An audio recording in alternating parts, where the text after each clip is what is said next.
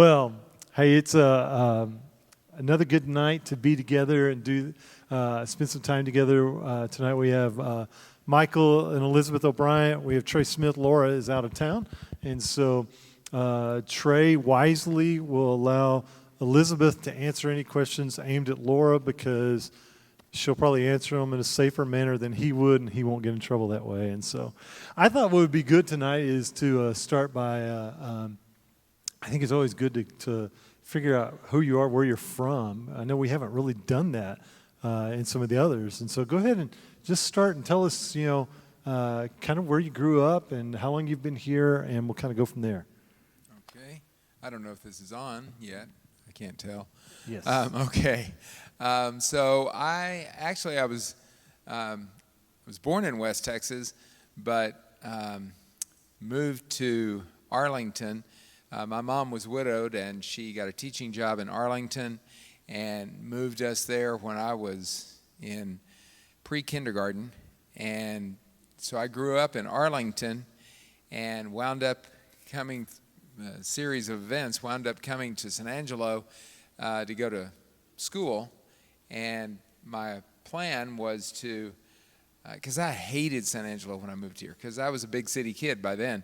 And so I wanted to get here, get my degree, get out, and get back to the Metroplex.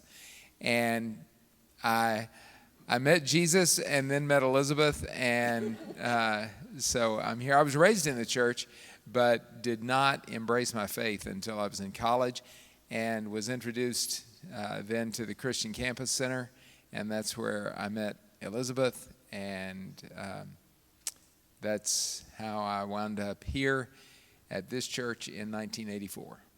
So Elizabeth, go ahead and tell us about yourself. So I was actually born here, well, not here, but in San Angelo. Moved to Robert Lee for the first 6 months of my life, moved back to San Angelo, and I've been here ever since. I grew up at Park Heights Baptist Church and started coming to Johnson Street in 1978 as a junior in high school, and went to the campus center, met Michael. I spent a couple years at ACU, but I ran out of money, so I had to come back home to ASU where I could live at home, and God had a plan. So, I've been here all of my life except for 2 years. Okay, so before we go to Trey, tell us about family. We have 3 sons. Mitchell and his wife Callie and our granddaughter Riley come here to Johnson Street. He is a 6th grade history teacher at Lone Star Middle School. Callie was a kindergarten teacher at Fannin, but she is going to be working in the pre-K of Sierra Vista this coming school year. Riley will start kindergarten. Keller is a computer hardware something. And in Austin, Texas, I don't know what he does. He messes with computers. And Cameron works for San Angelo Performing Arts Council, and he's actually, tonight, he is starting his directing debut for Angelo Civic Theater, Beauty and the Beast. And I got a role too. And so at 8 o'clock, I'm going to, hello, it's a plug. And so at 8 o'clock, I'm bugging out and going, they're having their first read-through tonight. So that's our kids. One thing I forgot to mention when she mentioned Mitchell working at Lone Star, I'm a school counselor, and I work at Lone Star as well. This will be my 20th year at Lee/Lone Star. So I'm done now. You get the answer for the whole shooting match. So my name is Trey Smith. I grew up in a small suburb outside of San Diego called Poway. When I was growing up, there was no Church of Christ, so I was a member of the First Christian Church when I was a little bitty kid. But then a bunch of Church of Christ people got together, and we started worshiping in a elementary school cafeteria. Then we built a church building there, and so from the time I was probably 4th or 5th grade, we had a church. I was a member of the Church of Christ. Moved to San Angelo when I was in high school. Went to college at ASU, where my wife was giving, she wasn't my wife at the time, she was giving tours. She was a couple of years older than me, and so I saw her, she was giving a tour that I happened to be on, and I went home and told my mom, I found the girl I'm going to marry, and told her that. She said no, but I ultimately wore her down. Wait, which one said no? Laura said no? Yeah, Okay. yeah, many times, yeah, quite a few times. Then I got my degree at ASU, taught public school for a while, went off to the University of North Texas and got my doctorate in mathematics, and now I'm teaching at Angelo State. We have 3 boys. Our oldest is Houston. Our middle son is, and he lives in San Angelo. Our middle son is Carl, and he and his wife and our grandbaby live in Philadelphia. My son and his wife are both actors, and my granddaughter is a princess. And then my youngest son is kind of a free spirit. He's living in Alaska right now, working for the Forest Service. So I'm going to go ahead and give a question that's not on the list because my daughter asked this question of me and I didn't know how to answer her. So she said, as I was taking her over to get some of the Lord's chicken earlier tonight, she said, Daddy, since we're all part of the same family, why doesn't everybody just live together?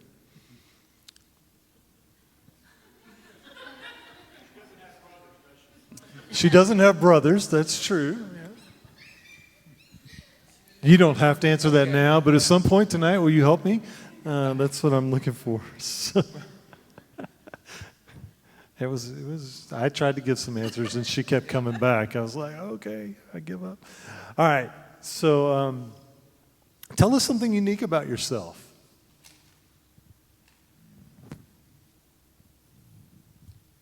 I'm a mountain unicyclist. Say that again. I'm a mountain unicyclist. See, I knew that he was going to go with that, so I have nothing to compare to that.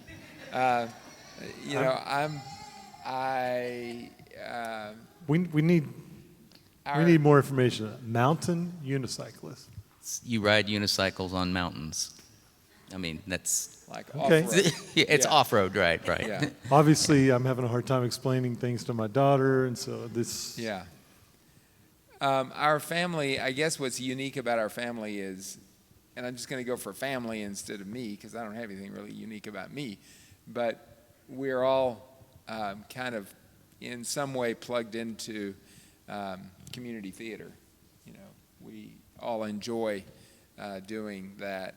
Mitchell and Callie don't get to as much, or Keller because he lives out of town, but it's something we enjoy. I can clog. You can clog, huh? She can. I don't really believe you. This is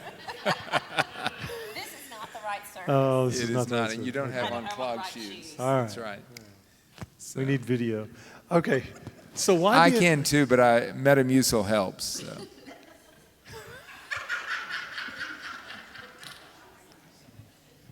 Okay, it's time to pray and go home. All right. Okay, so why be an elder? Somebody's got to do it. It's something we're called to do, and I feel like if you are asked to do it, then you have to search to decide if, because nobody's qualified, right? Nobody is qualified to do it, but you have to search to see if you are capable, and so that's what I would say. Yeah, I think I agree with that. I mean, I do agree with that. But I, one of the things that Paul did as soon as he would establish churches is he'd go around and designate elders and go through, and that was really important to him. He made it part of his letter to Timothy, one of his letters to Timothy, and his letter to Titus, that this was an important task, an important function, and so it seems like it was at least his design for church leadership and church structure. And then and I'm assuming, are you asking why are we elders? Why did we choose? Yeah, I think Michael handled that really well, and I don't know that anybody's qualified to do it, but I feel like I was called into this role and accepted it, and so. So, of all the elders you've ever known, which at this point in life, that's a few. That came across as a slam when it wasn't meant to be. It's not that That's all right, we know we're okay, but as you think about them, who would you say is your example of being an elder, or how to be an elder, and why? Well, I mean, of course, my go-to for that is Royce, but I'm not going to name Royce. Royce is, he was my shepherd. He was the person that took care of me, and I still have a hard time talking about how much I love Royce. But I would say certainly George Plyler, because he was a pioneer school counselor, and so I knew him in that regard. But the one that I think of and doubt I could ever emulate is Ryan Bankhead. He was the kindest, most gentle man I've ever known, and he always looked to the edges. And so he's now that I've taken 3. Yeah, I mean, there's a bunch, right? As far back as I can remember, the elders that have led this congregation, that there was Chuck Smith, there was Ed and Frank Up, and just a whole bunch of people. But I would even say that the elders that I've served with now have been really influential and have inspired me. Alan Price, Mitch Freeman, David Tim, Michael, just different elders that I've worked with that have helped me and honed me to be a better elder. If I had to pick one, it would probably be my father-in-law, Johnny Houston, who was Ed Houston's brother, partly because the way he led was with compassion, with love, with wisdom, but never pushy. I mean, he was an amazing elder and an amazing person. So, Thank you. So, thinking about your faith and your spiritual journey through life, who had the most influence? Who really shaped you?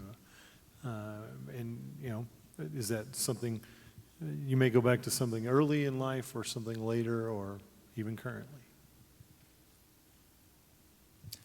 Go ahead. well, I mean, my parents, certainly. My mom and dad were influential in my helping me develop my faith. One person I can remember as a kid in a little church in Escondido was a guy named James Gibbs. He was a beekeeper, and I remember he would every year, at least once a year for a section, he would teach the 5th and 6th grade boys. And so one of his series was on the parables, and that was it impacted me a lot. But one of the other times he taught us all to memorize the book of James. And so as a kid, I can't do it anymore, but I mean, I can get a bunch of it. But at the time, I had the book of James memorized, and he just was one of those people that loved the kids and the members of the congregation, the children in that congregation, and he was brilliant, but he was also just a really, he had a profound influence on me. Tommy King had a big influence on me.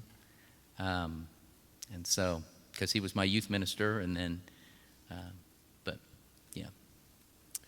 I would say of course, like Trey, my mom, but my youth minister growing up, a guy named Henry Hopkins, and he was not a trained youth minister. It was not a profession for him. He had another job, and he did youth ministry as a volunteer, and really, I mean, he just saw it as a job that needed to be done, and he was a great guy. I would also say 30 years of doing youth ministry alongside Kevin Huddleston really impacted me. But the person that most influences my faith is my wife.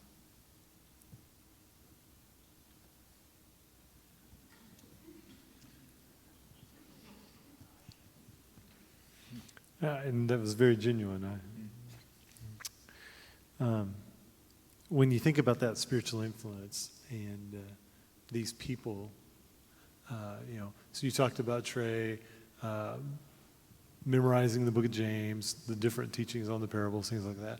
Were there any maybe disciplines or rules of life or any habits or anything that they kind of impressed upon you to embrace? That wasn't on the list. So. Well, scripture reading, that's really the one that, I remember one of my grandmothers was very devoted to scripture reading, and very, that was very important to her, and she modeled that well. And so that's something that I try to spend time every morning either reading or listening to it read to me, because sometimes I get it differently if I hear it instead of reading it. Yeah, one of the things that if you know my mom, this will not be a surprise to anybody, but was dedication, just commitment. There was, if it was Sunday morning, I remember one Sunday morning, and I was a little kid, and my brother and I were watching TV before church, and which of the 3 channels? Right, that's right.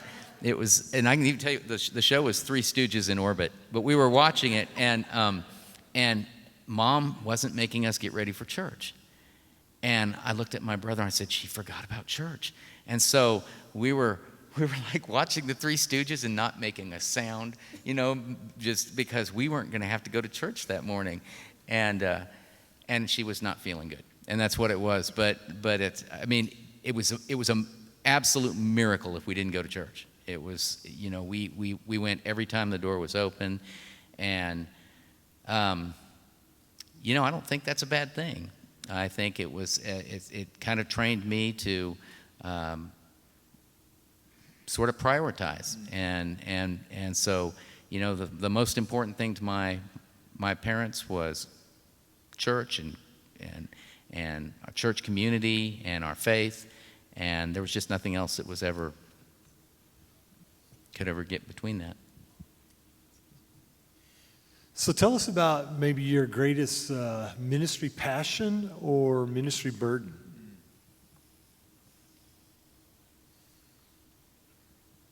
Well, mine's the campus center. I love the campus center. My wife and I, that's where we actually got to know each other. I've, was participated in the campus center as a college student, and now I teach, college students, and that's the demographic that I work with primarily, and so I'm committed to that ministry and committed to those that age group. Is such an important age group for people that are developing their faith, and here it comes. This is for the first time you get to make your own decision about your faith, and I like being part of that. I like being support for the people that work in the campus ministry, and so that would be probably my top. So as a shepherd and as somebody who's passionate about that, is there a challenge or encouragement to the rest of us about how we can come alongside of you in ministry at the campus center? Well, one of the things, and I probably should have talked to Sam about this first because I don't want to be putting, now Sam, commit to this. You ready?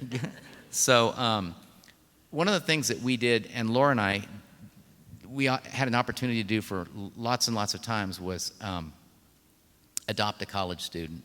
And so we've had several that have been really important to us over the years. I think that was a really it was a really great thing to do, not only for the college student, I think, but it's also for me. It was because I have relationships with students or people now. They're not students anymore. They're in their 40s, but I have relationships with them that I wouldn't have had otherwise. And so I think it's a really neat thing to be able to do. It's something we can do without necessarily having to involve Sam. Unless we just don't know who the kids are. But like I know one of our ladies here in the church, one of our widows, who every week has a meal with one of the college students down there. And I just think that's really cool that they have that relationship. And it's something that we could all do. We could all embrace. And so, all right, ministry, passion, or burden? I guess passion would be our work with missions because we've gotten to participate several times in week-long or sometimes longer than a week mission trips. And we're especially connected to the work we're doing in Kitale. That's very important to us. And it's just so far. It's hard to get there. But we are. That's probably the one we're most connected to. Burden, what the thing that I'm gonna translate burden into concern is the idea that Johnson Street's best days are behind us. That worries me that people may feel that way. I'm excited about the vision process, and I want to see how that's going to roll out and what that's going to look like.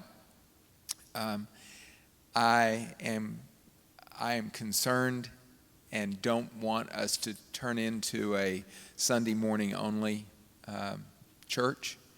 I want us to be, going back to 1984. I can remember when there were 900 people here on Sunday morning and 600 people here on Sunday night and 400 people here on Wednesday night. And, that worries me. And it's not just us, I think it's not just us in town, but I worry about where are our 20-somethings? Where have they gone, and why have they left? And what can we do to help them find their way back? I guess that's my burden or concern. Thank you for sharing that. I appreciate that. By the way, hopefully you're posing some questions. I'm going to get to those here in just a minute. And if you haven't, maybe you're sparked to think of something now. You want clarification or whatever, but please pose those questions. I'll get to those in just a second. So one of the questions we asked you guys to think about ahead of time is this. When you think about the characteristics of God, besides love, which one do you think our church needs to grow in?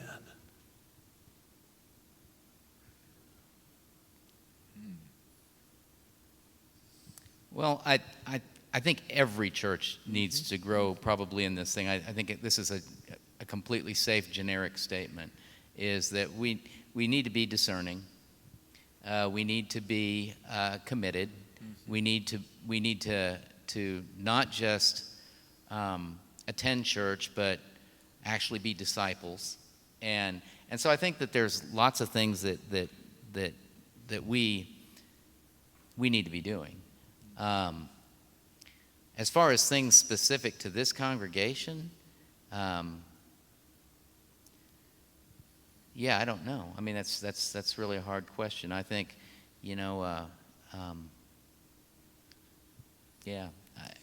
Yeah, I agree. It's hard to name something we need to, an area in which we need to grow, since you took love off the table, because we certainly can never love too much. But because I think we do a lot of things well, I think our concern for our neighbors is evident, and it's not just at Russ Street, but also at Russ Street. But we do some other things that demonstrate our concern for our neighbors. The way we reach out to the campus center and have a very low bar of acceptance at the campus center, I think that's huge. If we can get folks to step over the door, the threshold of the door, I think we do that well, but all of that can be improved. Yeah, I think what you guys, the sentiment you guys are giving is where I've been as I think about who we are. It's not that there's a particular characteristic of God where we're like deficient. Right. But one of the other things about this church that's really unique is that there are people serving in so many different ways and living out the character of God in so many different ways that we don't always see. Like, for instance, right. I just mentioned one of our widow ladies who's ministering to this college student every week, right.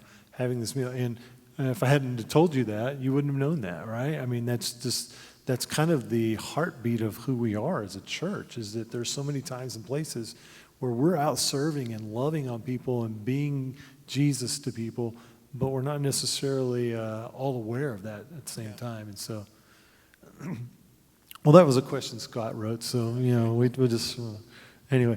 When you pray about the church family here, what's something you pray for? I think what Trey was just saying is that's one of the things that I pray for is folks to come to be discipled, to come with not so fixed in their tradition and what they already know, but to come with an open mind and an open heart and be willing to hear something fresh. That's something that's one of my desires for our church. Yeah, and I think, I think that the things that I talked about earlier are things that I have prayed for. And I guess a lot of the things I could say are that the thing that I pray for the church is really the thing I pray for myself, and that is to be graceful, to show grace, to extend grace. There are people that they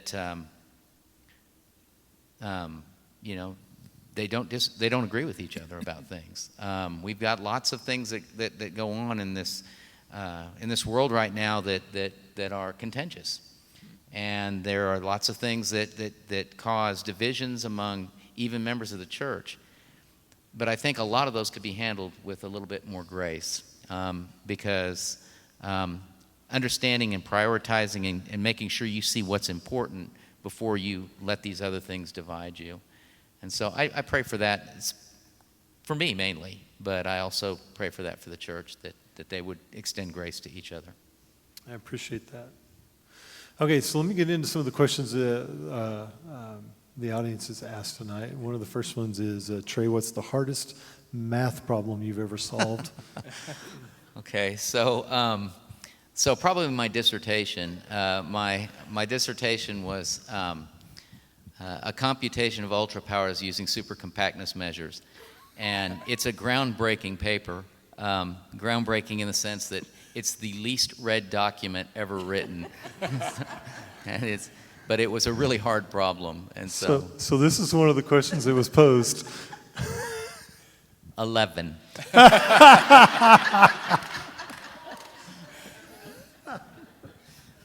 That was for me, actually. Yeah. Oh, that was for you. I'm sorry. It didn't have a name listed, so that's pretty funny. That cracks me up. All right. One of the questions is, what's your spiritual gift? Why don't we let Elizabeth start with that one? Yeah. What's your spiritual gift?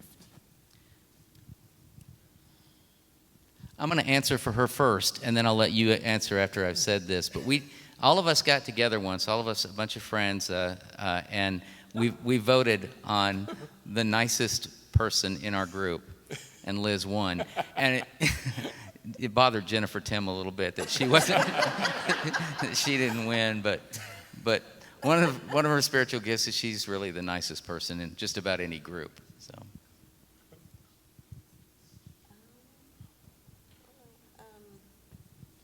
I would like to think that one of my spiritual gifts is hospitality, but not like maybe you think about hospitality like having people to my house, but like trying to meet people where they are and making them feel at home, if that makes any sense. That's a hard question. Obviously, I've spent 37 years in education, so working with kids and their parents is kind of a passion and something that I feel that I have a gift for. And that translates here much in the same way, because folks here have needs too, just like I have to meet parents. Parents don't have, there's not a set of expectations or qualifications for them to bring their kids into a public school. I always say the public school is like the city bus. We take anybody that gets on. And I feel like I want to extend that kind of feeling here to be as welcoming here to anybody that walks in the door. I kind of worded that up a lot, but that's... What do you think, Trey? Spiritual gift. So do you remember that survey thing we took years ago, that Brinkman or Grip Brinkman or something? And so we took this little survey thing that Scott made us take, and it was like 1 million questions. It was like it took, anyway. So I took this little survey thing, and it said that my spiritual gift was prophecy, which I think is kind of cool. But you knew ahead of time it was going to take. Yeah, I did. I knew it already. Yeah, sorry. Yeah. Thanks, Michael. I wish I'd have thought of that. Doggone it. But I think teaching. I think that's the one that the role that I'm most comfortable with. I put myself in positions like doing work at Rush Street and things like that I try and challenge myself to do things. But I always feel like a little bit like a fish out of water when I'm doing those things. I think they're important. It's good for me, but I feel most comfortable in the role as teacher. So, favorite book of the Bible or favorite Bible story? Man, Esther is pretty high on my list. I like that whole idea of.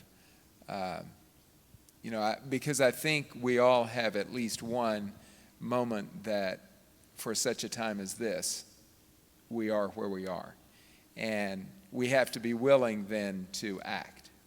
And so that's, Esther is pretty high for me. No. Mine changes. It's a moving target. For a long time, probably my favorite book was the book of Jeremiah. And I love that book. I love some of Paul evidently loved it too, because he quotes it all the time. But I really like that book. But probably right now it's Philippians. I like Philippians is so full of this notion of what kind of people we need to be and what our attitude should be and what it takes to get along. And then he kind of, seals it with his little discussion to those two ladies. And I think it's a great book. But it'll be different when we have this next interview thing. So. Elizabeth? My favorite, I think, is when Jesus calls the little children to him. One thing I didn't say a while ago is I taught in public schools for 27 years. And so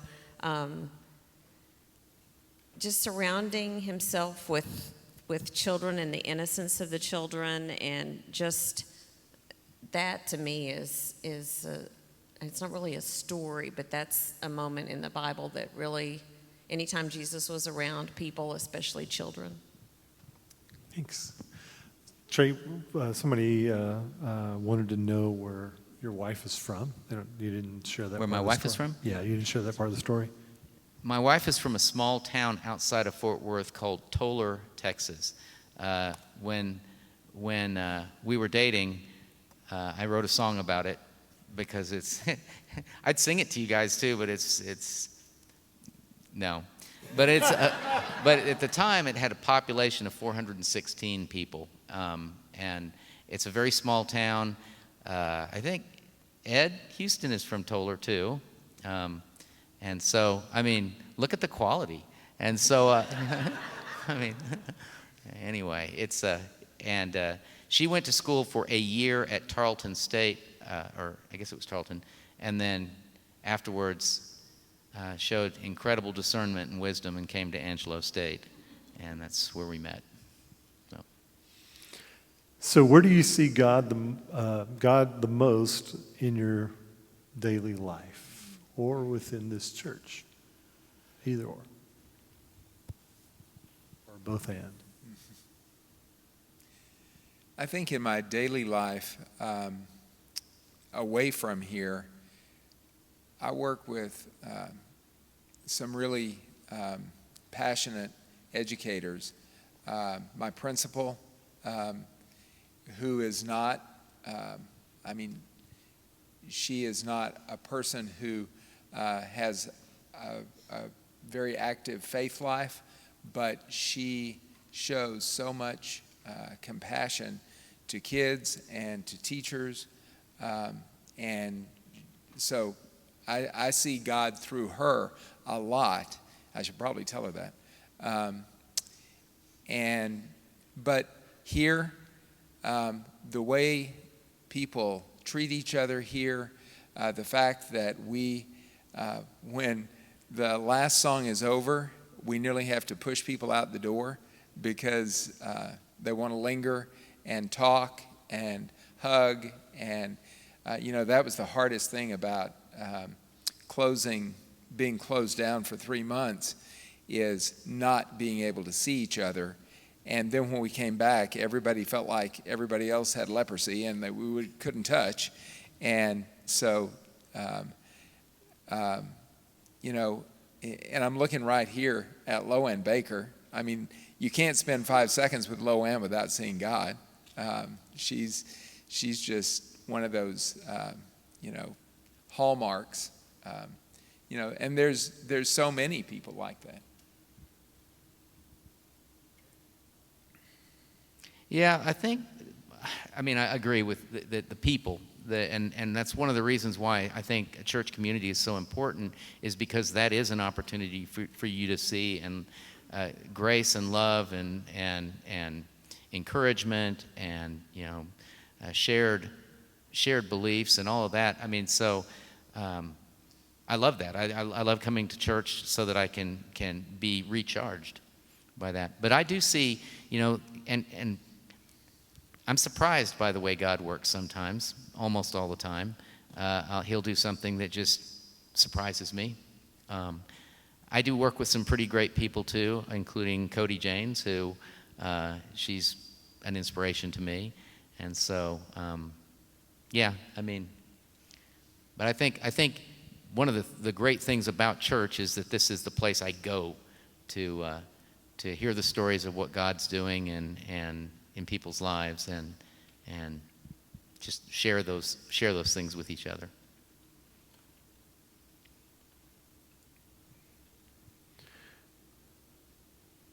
Sorry.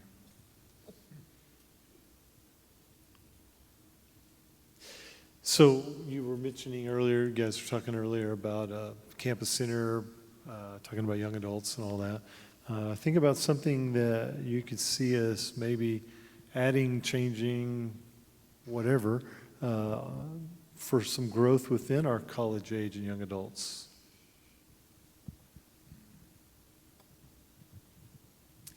Well, they have to feel like they are welcome and that their gifts are welcome. And I think that's something we are going to have to step back and get a broader view of what we will accept, what we will welcome.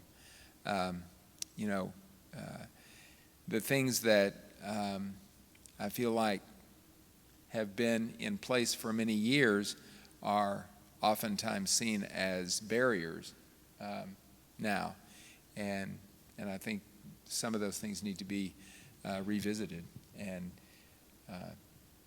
we need to think about how we can be more welcoming.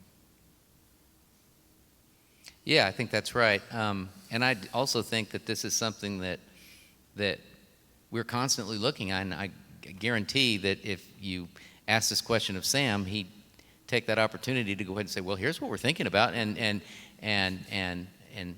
so. I think Sam's going to pose the question. Well, okay. Sorry, so you're not off the hook. So yeah, no, I think that is something that we are actually actively considering looking at right now, and so, and I think Sam's probably got a lot of good. Sam and Jericho have a lot of really good ideas, but I think we're in the middle of that discussion. So, All right, so one of the comments on here was we need a photo evidence of mountain unicycling. We need to be able to see that. Oh, he's got it on his phone. Come by up and catch see me him off. when we're done. I got you You can covered. see it. Oh, wait, there it is. Is that you? No, that's not you. No, that's what it looks like. Yeah. But that's what it looks like. But is that you? It looks like somebody about to Wait, that is fall me, down. isn't it? It is you? I'm pretty sure that is me. So. All right. The shorts. Yeah, it looks like. Yeah, that's me. Okay. I'm probably falling there. I can't tell. Okay, so I don't know where to take that one out. I sat on one of his unicycles and had both feet on the ground and still fell. I don't know where to take it. So back to my daughter's question. Well, we're not a communal society, so people feel weird. I've often thought it would be fun to live all really close together. We live just a house away from them and walking distance to the Thames. And so that's fun to live that close together, kind of the way Village East is set up. I think that's cool to have, that's kind of pretty close to communal, but you can still retreat inside your own four walls. But anyway, she's got a good point. It's fun. What's the bathroom situation? How many people are we going to have to share with? I did try to be practical and say it would be expensive. And, there is that waiting in line to the bathroom.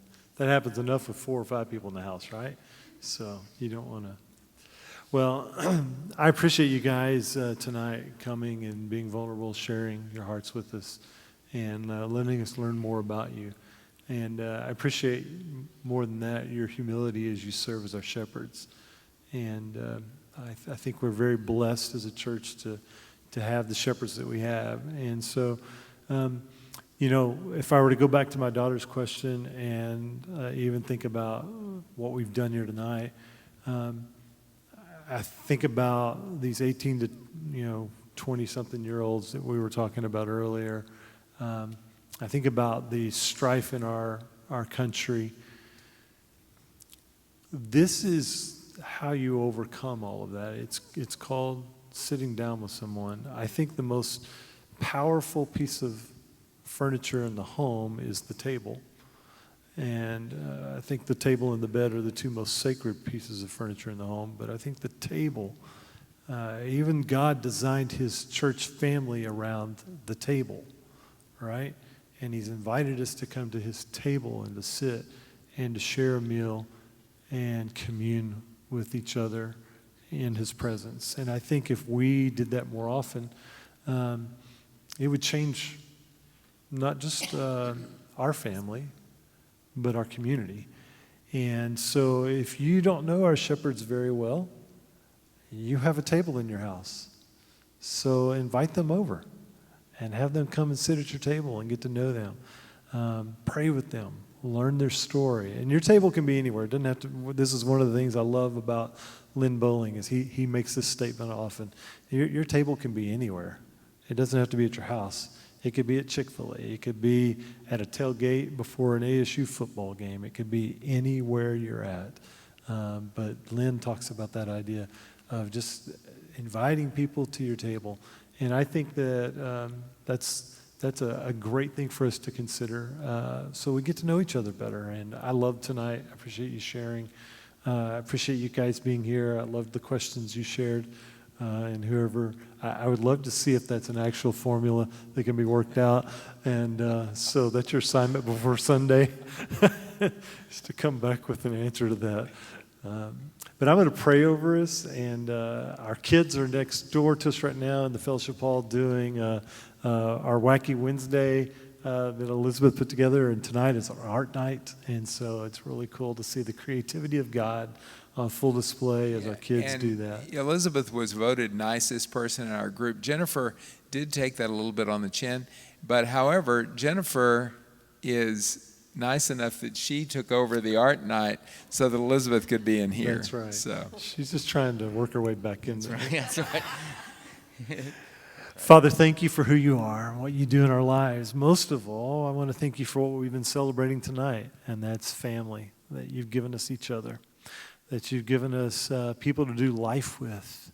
And so, God, I thank you for this church. I thank you that you put on the hearts and minds of people years ago to establish a church in this community, and that throughout the ages, Father, it's just continued to grow into being this place of love and service and devotion to you. And so, God, my prayer tonight is as we fellowship with each other for the next few moments, and as we head back to our homes, that, God, we take that spirit of love, and that we go and we love our neighbors, that they see Jesus through us. They don't just, that God, what we share in this room doesn't just stay in this room, but that it can be expressed at our tables in our community and at work tomorrow and wherever we may go.